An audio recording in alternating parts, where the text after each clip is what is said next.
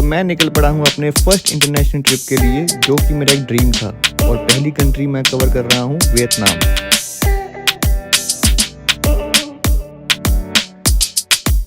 तो hi guys, हम निकल चुके थे अपने दिल्ली एयरपोर्ट से वियतनाम की फ़्लाइट के लिए। बट हमारी जो फ़्लाइट थी वो जॉइंट थी। बेसिकली कोलकाता में थोड़ा हमारा होल्ड है 2 घंटे के करीब। उसके बाद यहाँ से हमारी जो फ़्लाइट होगी वो वियतनाम की होगी। हमारा जो फ़्लाइट है कोलकाता, जैसे मैंने आपको बताया, अब हम कोलकाता पहुँच चुके हैं और यहाँ से हम जा रहे हैं इंटरनेशनल की तरफ।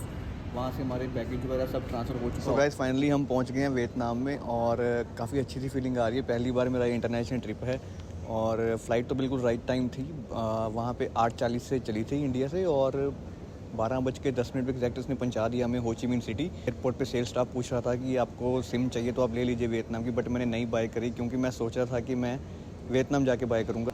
एक और आइडिया है कि मैं यहाँ से बाय नहीं करूँगा, मैं एयरपोर्ट से बाहर से बाय करूँगा। यहाँ थोड़ी इंटरनेट कनेक्टिविटी ढूंढते हैं, अगर एयरपोर्ट पे इंटरनेट कनेक्टिविटी है तो वो करके कैब बुक करनी है। अगर वो काम हो जाता है ठीक है, वरना फिर अपना एयरपोर्ट के बाहर से कैब बुक करते हैं। और दूसरा, अगर आप वियतनाम आ रहे हो तो यहाँ का जो टाइम जोन है वो हमसे 1.5 घंटा आगे है। जैसे 12:10 पे हमारी फ़्लाइट आई थी, बट जो हो ची मिन का टाइम है वो यहाँ पे 1:40 हुए थे। अभी तो मौसम थोड़ा यहाँ पर गर्म लग रहा है, बाहर निकल के देखते हैं। अगर जो हमें डाउट था कि इमिग्रेशन में क्या पूछेंगे, भाई कोलकाता से हमारी इमिग्रेशन होनी थी, दिल्ली से नहीं हुई। क्योंकि कोलकाता से हमारी जो इंटरनेशनल फ़्लाइट थी, पहले दिल्ली से कोलकाता में होल था तो दिल्ली में इमिग्रेशन नहीं हुई। जब कोलकाता में इमिग्रेशन हुई तो पूछा क्या गया, आप क्या करने जा रहे हैं। मैंने बोला लेजर लोकेशन डेट्स इट। उन्होंने स्टैंप लगाया, आगे भी इतना सा इमिग्रेशन था, कुछ भी डिफिकल्ट नहीं था इसमें।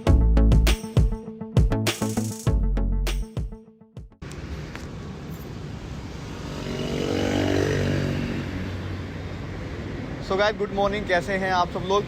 तो जैसे मैंने आपको रात को कहा था कि एयरपोर्ट में मैं सिम बुक करवाने वाला था, बट मैंने सिम नहीं ली क्योंकि वहाँ मुझे 1400 रुपये की मिल रही थी इंडिया के हिसाब से, तो मुझे महंगी लगी।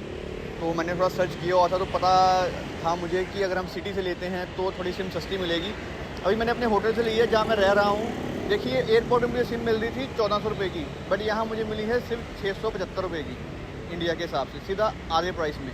तो आई विल रिकमेंड कि आप एयरपोर्ट से कभी भी सिम वगैरह ना खरीदें, वहाँ चार्जेस बहुत ज़्यादा होते हैं, ऑलमोस्ट डबल चार्जेस होते हैं। तो सिम का तो काम हो गया। बेसिकली मैंने सिम मैं बाहर से भी ले सकता था सिटी में से, बट वहाँ क्या था कि मुझे टैक्सी बुक करने के लिए ना इंटरनेट चाहिए था। तो मैं जहाँ जाऊँगा टैक्सी से ट्रैवल करूँगा, तो इसके चलते मैंने जो सिम है अपने होटल से ले ली है। होटल से हमें डे टूर्स भी मिल रहे थे, बट मैंने वो बुक नहीं किए क्योंकि वो मैं बाहर से ढूंढना प्रेफर करूँगा। होटल में थोड़ा मुझे प्राइसेस ज़्यादा लग रहे हैं, वरना एक क्लूब नाम की ऐप है, वहाँ से लूँगा, वहाँ से बुक करूँगा। और अभी जस्ट डे स्टार्ट हुआ है तो दिखाते हैं आपको शहर की और चीज़ें क्या क्या है, कैसे है। तो चलिए मिलते हैं।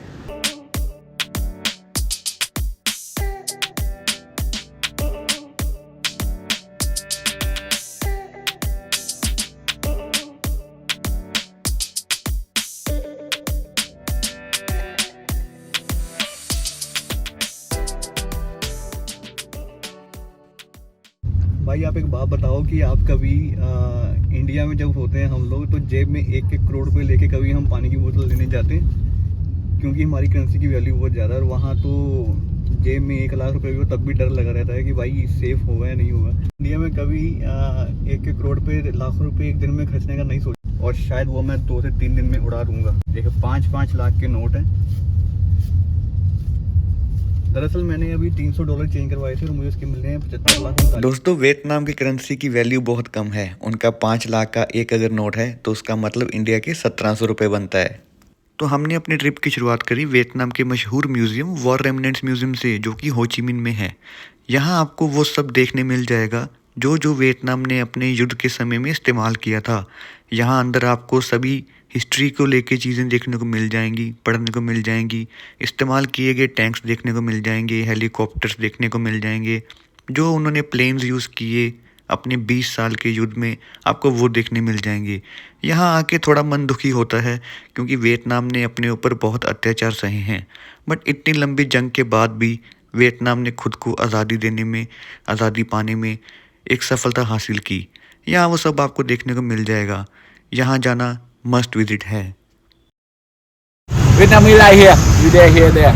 कह रहा है कि इंडिया के जो लोग हैं उनकी दाढ़ी अच्छी होती है और वियतनाम के जो लोग हैं उनकी दाढ़ी इतनी नहीं आती। Vietnamese more here, you there, lie here. They are very handsome. Thank you very much. Thank you. See you later. Bye. Thank you. इसके बाद हम आ गए दूसरी डेस्टिनेशन पे, जो कि थी इंडिपेंडेंस पैलेस। यहाँ की टिकट है 40,000 डोंग, बनता है इंडिया का 150 रुपये के करीब। यहाँ आपको ज़्यादातर रूम्स देखने को मिलेंगे, उनके बारे में पढ़ना है तो हर रूम के बाहर उनके बारे में लिख रखा है। यहाँ आप आएँ तो आधे पौने घंटे में ही आपका ये कवर हो जाएगा। आप इसको स्किप भी कर सकते हैं, बट इसके साथ भी इतिहास जुड़ा है। जब युद्ध के दौरान इनके प्रेसिडेंट यहाँ पे 10 साल तक आके रुके थे। अब तो ये टूरिस्ट प्लेस बन चुका है। इसकी भी एक हिस्ट्री में खास जगह है।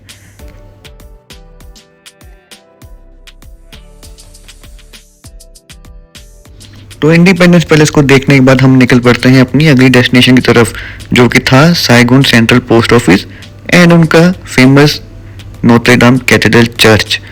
वहाँ पहुँच के हमें बहुत अच्छे बिल्डिंग के नज़ारे देखने को मिलते हैं। बहुत अच्छा आर्किटेक्ट है यहाँ पे। जो चर्च की बात करें तो वहाँ भी कंस्ट्रक्शन चल रही थी, हम उसके अंदर नहीं जा पाए, बट उसके सामने जो बना हुआ है इनका सेंट्रल साइगोन का पोस्ट ऑफिस, वो बेहद खूबसूरत जगह है। यहाँ सिर्फ पोस्ट ऑफिस नहीं, इसके अंदर सोवेनियर शॉप्स भी हैं, जहाँ से आप इंडिया के लिए बहुत अच्छे से सोवेनियर्स बाय कर सकते हैं। इनके लीडर मिस्टर हो, मतलब हो ची मिन की फ़ोटो भी यहाँ लगी हुई है। तो गाइस एक और चीज़ कहना चाहूँगी, अगर आप हो ची मिन सिटी में आ रहे हो तो वहाँ आप डिस्ट्रिक्ट 1 में अपनी बुकिंग करना होटल की, या अपना स्टे हो ची मिन सिटी के डिस्ट्रिक्ट 1 में करना, क्योंकि यहाँ से ना सारी चीज़ें पास हैं। 400 मीटर, 600 मीटर, 1 किलोमीटर। तो अगर आप पैदल चल सकते हो इतना तो आपके लिए ईजी हो जाएगा। तो उससे क्या कि अगर आप बजट ट्रैवलर हो तो उस पर आपका खर्चा भी बच जाएगा। अभी तक हमने सुबह से एक ही कैब करी है और वो भी अराउंड 100 रुपये लगे थे, बाकी हमने सब पैदल ही किया है।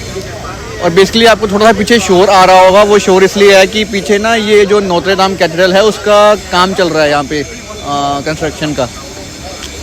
बाकी हमारे पीछे ये सेंट्रल पोस्ट ऑफिस है, हमने भी ये देख लिया है।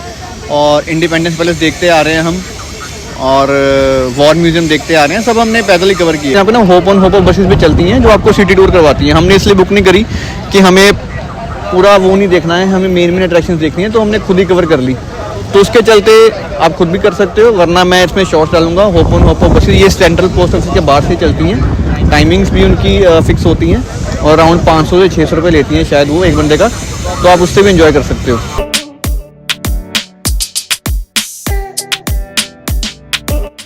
सेंट्रल पोस्ट ऑफिस के बाद हम कैब करके पहुंच जाते हैं बैंथान मार्केट। ये मार्केट यहाँ की बहुत फेमस मार्केट है। यहाँ आपको दुनिया की जो चीज़ आप सोचेंगे वही मिल जाएगी। फ्रेश फ्रूट से लेके, कई तरह की कॉफ़ी से लेके, सी फूड से लेके, बैग्स, कपड़े, वॉलेट्स, चश्मे, खाना पीना, जो चाहे जो आप मांगेंगे आपको इसी मार्केट में मिल जाएगा। बट ख्याल रखना होगा, यहाँ पे नॉनवेज ज़्यादा है और यहाँ पे आपको कई तरह के ड्राई फ्रूट्स भी मिल जाएंगे। इस मार्केट में आप जितना बार्गेन करेंगे उतना कम है, चाहिएगा ज़रूर। इसके बाद हम पहुँच जाते हैं हो ची मिन के जेड एम्परर पगोडा में। ये पगोडा यहाँ का बहुत फेमस पगोडा है। पगोडा मतलब इनका टेम्पल। यहाँ पे आपको जाते ही बहुत अच्छी सी वाइब्स आएंगी। अच्छा सा म्यूज़िक इनका चल रहा होता है, डिवोशनल म्यूज़िक। बहुत सारे लोग यहाँ पे भक्ति में लीन होते हैं। हालांकि इनके मंदिर के अंदर जाने के लिए कैमरा अलाउड नहीं था, तो हमने बाहर से शूट किया।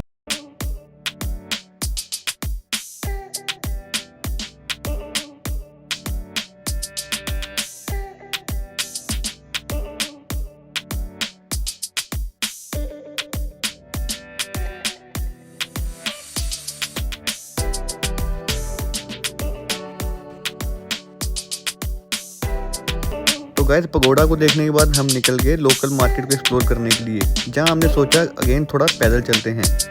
तो जैसे हम आगे बढ़े चौराहे की तरफ, तो वहां तो एकदम से इतना ट्रैफिक था कि भाई हमें क्रॉस करने में भी दिक्कत होने लगी। यहाँ आपको अगर ट्रैफिक में सड़क क्रॉस करनी है तो आपको भाई खुद ही निकलना पड़ेगा लोगों को हाथ दे के, वरना यहाँ पे ट्रैफिक नहीं रुकेगी, खासकर शाम के टाइम पे। तो गलियों में टहलने के बाद, थोड़ी बहुत पेट पूजा करने के बाद हम पहुंच गए बुई विन वॉकिंग स्ट्रीट, जो कि हो ची मिन की एक बेहद पॉपुलर स्ट्रीट है। यहाँ पे नाइट लाइफ का एक अलग ही नज़ारा है। यहाँ पे आपको बेहतरीन से बेहतरीन रेस्टोरेंट मिल जाएंगे, इंडियन रेस्टोरेंट भी मिल जाएंगे, और ये आपको यहाँ पे लड़कियाँ लड़के नाचते भी मिल जाएंगे, जो आपका स्वागत करेंगे आपको अपने रेस्टोरेंट की तरफ खींचने के लिए कि आप वहाँ जाएँ, बैठें, एंजॉय करें। अगर आप पहले थाईलैंड वगैरह जा चुके हैं तो आपको यहाँ आके लगेगा कि बिल्कुल वैसा ही माहौल है, बट आप ऐसी गलतफहमी में बिल्कुल मत रहिएगा। वियतनाम वैसा नहीं है। यहाँ पे जो नाइट लाइफ है जो नाइट आपको पार्टीज दिख रही हैं सड़क पे होती हुई रेस्टोरेंट्स में, वो आपके एंजॉयमेंट के लिए हैं, आपको खाना खिलाने के लिए हैं, ताकि आप वहाँ आएँ, कुछ पैसा स्पेंड करके जाएं। बट आप अगर वो नाइट लाइफ एक्सपेक्ट करेंगे जो आपको थाईलैंड वगैरह में मिलती है अनदर लेवल की, वो यहाँ पे नहीं है। तो थोड़ा सोच समझ के उसी माइंडसेट के साथ आइएगा।